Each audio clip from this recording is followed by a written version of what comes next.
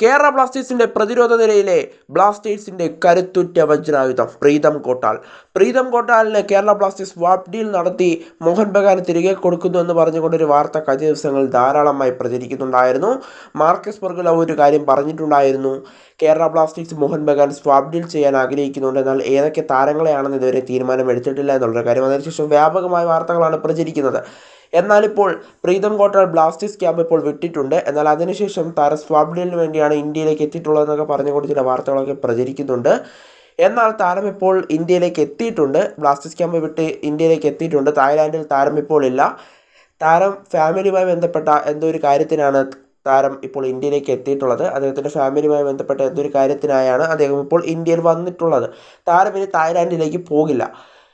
കാരണം ബ്ലാസ്റ്റേഴ്സ് ഉടൻ തന്നെ കൊൽക്കത്തയിലേക്ക് ഡ്യൂറൻ കപ്പ് മത്സരങ്ങൾക്കായി വരും.